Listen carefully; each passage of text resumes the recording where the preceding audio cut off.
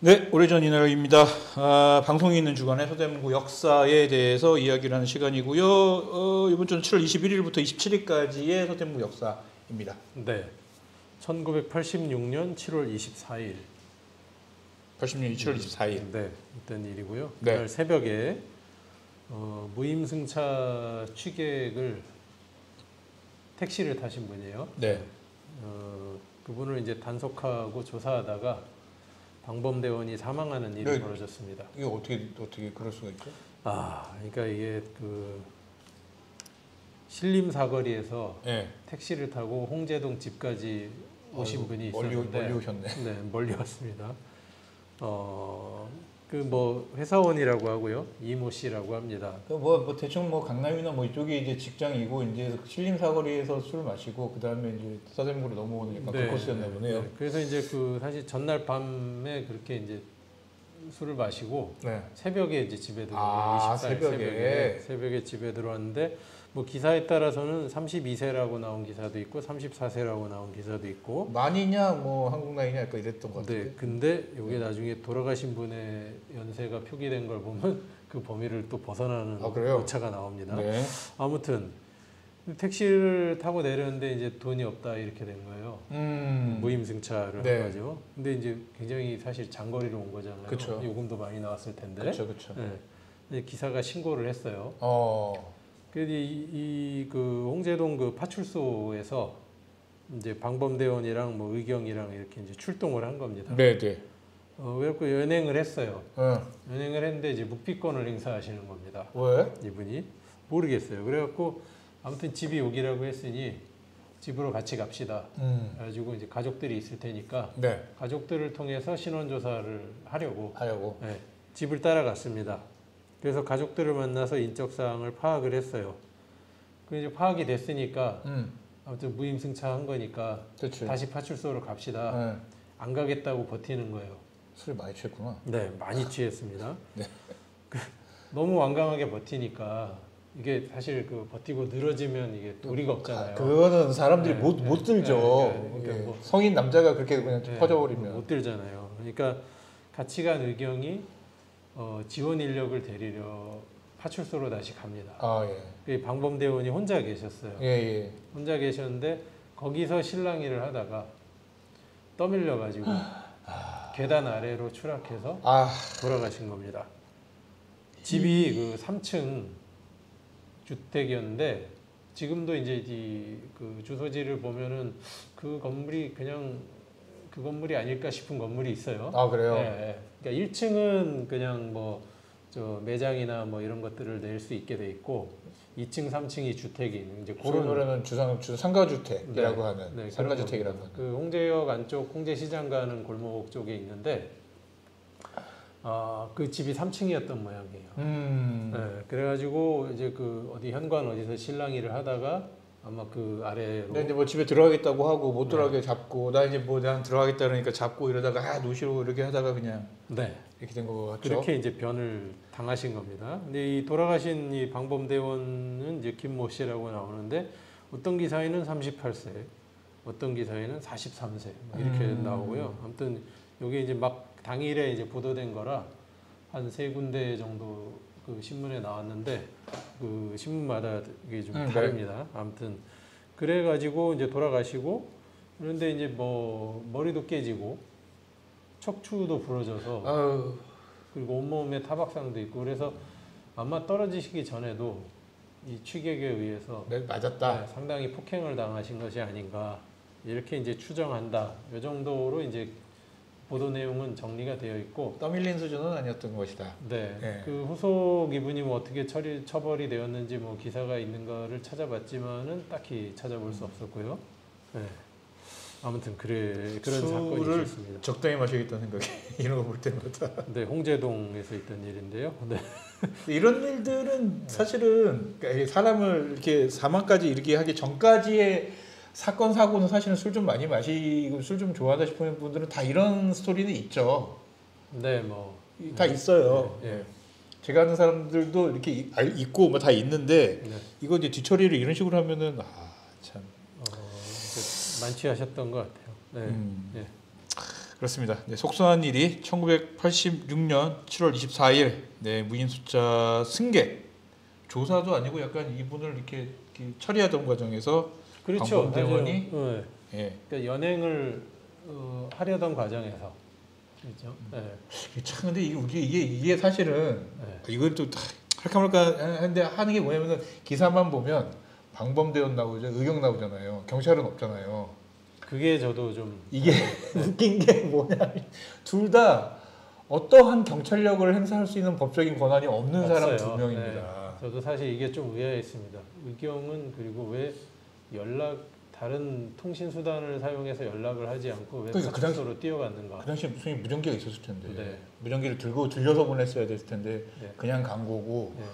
그 상황에서 이 두 명이 사실은 지금은 물론 이런 일 거의 그러니까 이제 없긴 합니다만 그날 당직을 서고 있던 담당 경찰들의 어떤 방만한 근무 태도가 여기에 깔려 있지 않을까 이제 그리고- 그 생각을 하죠. 그리고 이제 혹은 이제 얼마나 많이 이런 민간이나 이제 권한 없는 사람들의 인력으로 약간 소위 말하는 이런 그런 것들이 됐던가 그렇죠. 그러니까 이런 것들도 좀 볼 수 있는 거고 맞습니다. 저도 이제 전경 출신인데 저는 전경이었는데 시진학보다는 그걸 많이 했거든요. 그 저기 검문소에서 아, 네, 저는 권한이 이제는 지난 시간이 아닌데 권한이 없음에도 제가 막 딱지 끊고 있습니다. 그렇습니다. 없죠. 네, 심지어 전경은 그런 권한도 없어요.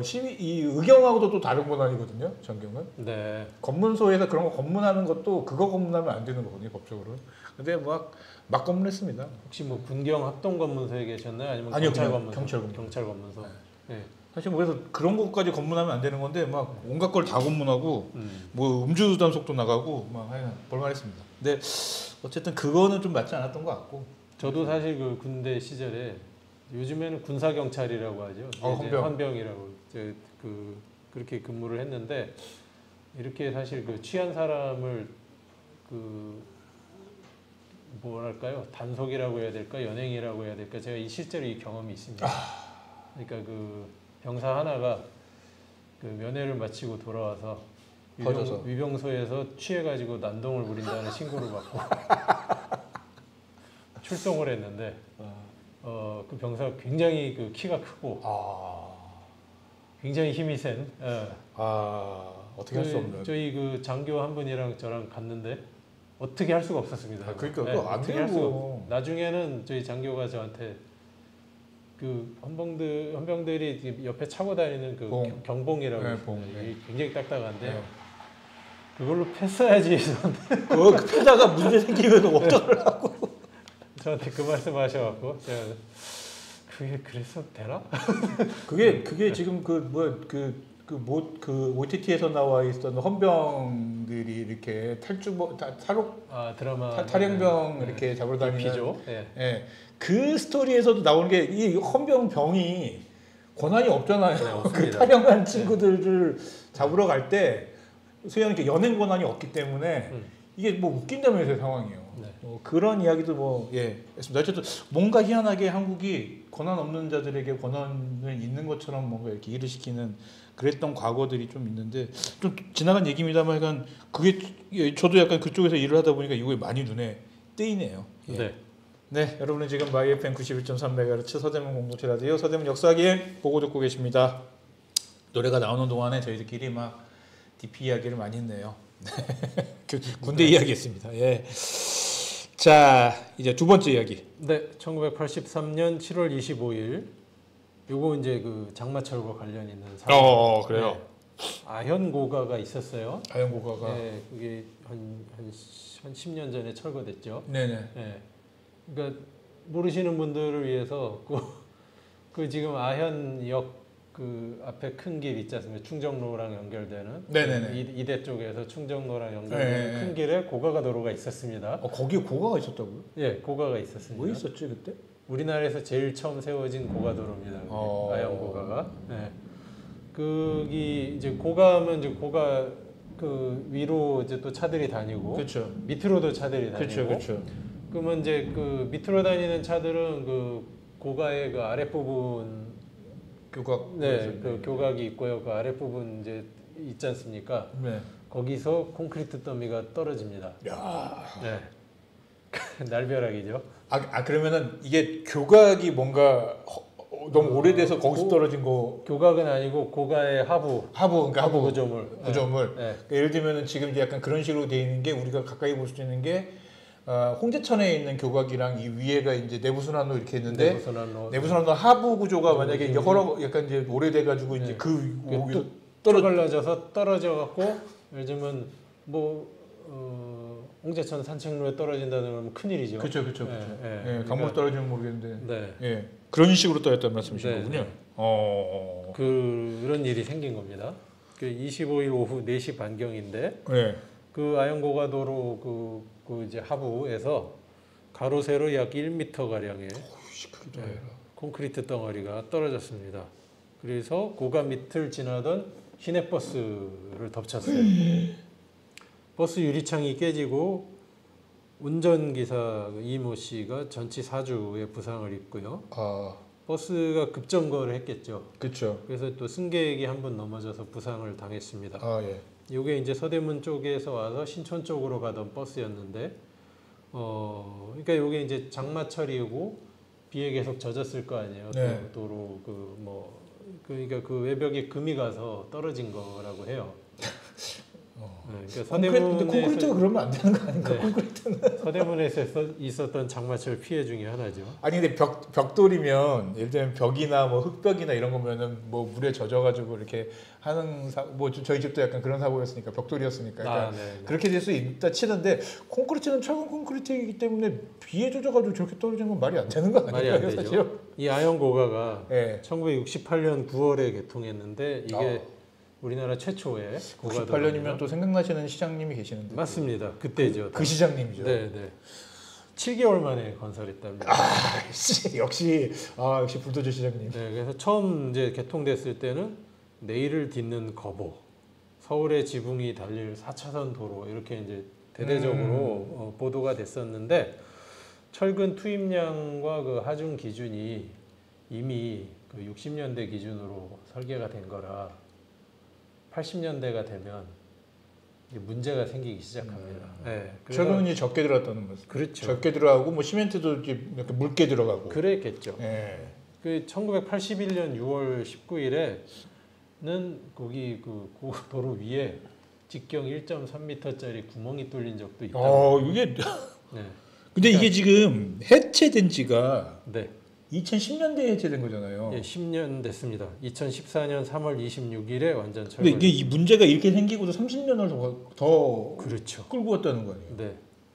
그래서 2000년대부터는 그 철거 이야기가 계속 나왔고요. 안전진단을 해서 결국은 이제 철거하기 이렇게 된 거죠. 뭔가 뭐 교통이나 뭐 이런 거에 대한 어떤 그런 거가 아니라 그냥 위험해서 그냥 철거한 거군요. 뭐 그게 그쵸. 1차적으로는 가장 큰 이유 아니었을까. 기억나네요. 그 당시 이제 고가들이 많이 철거는 됐습니다. 실제로. 그렇죠. 당시 이게 문석진 청장이 걸어 다니던 그거를 약간 그것도 있었던 것 같기도 하고 이게 철거하고. 아마 그랬을 거예요. 그때가 그러니까 이게 좀 그래도 기념비적인 성격이 있잖아요. 그렇죠. 최초의 고가도로. 그래서 실제로 그 상징성이 있어서 그 고가 난간에 왜 천마리에 보면 이게 무슨 고가다 무슨 달이다 이렇게 이름 새겨놓은 기둥이 있지 않습니까? 교명주라고 하는데 교명주랑 그 표지판 이런 거가 지금 서울역사박물관에 들어가 있다고 하고요. 최초기 때문에. 네. 그래서 사실은 그 아연고가는 그런 면에서 이제 상징성도 있었지만 그런 만큼 또 이제 여러 가지 한계도 있었다. 이게 저는 그 당시에 이제 여기 서대문구에 온 지 얼마 안 됐는데 사실은 뭐 제가 차 운전을 하거나 뭐 이런 게 아니다 보니까 그렇죠. 이동에 잘 올 일도 없고 그러니까 아연고가 가지고 엄청나게 그때 기사가 많이 나온 거로 기억을 해요. 근데 이게 그렇게까지 기사를 많이 쓸 건가? 고가도로 해체가 이렇게까지 큰 일인가? 약간 이런 생각을 했었던 기억이 나네요. 그렇군요. 알겠습니다. 여기까지 할까요? 정리할까요? 네, 알겠습니다. 1986년 7월 24일 택시 무인 주차 승객이 방범대원을 밀어서 방범대원이 사망한 사고가 있었고요. 1983년 7월 25일에는 아영 고가에서 이 장마 때문에 이렇게 콘크리트가 떨어져가지고 사고가 났었습니다. 오래전의 날 여기까지 하고요. 저희 이제 본격적으로 오늘의 서획기행 이야기하겠습니다.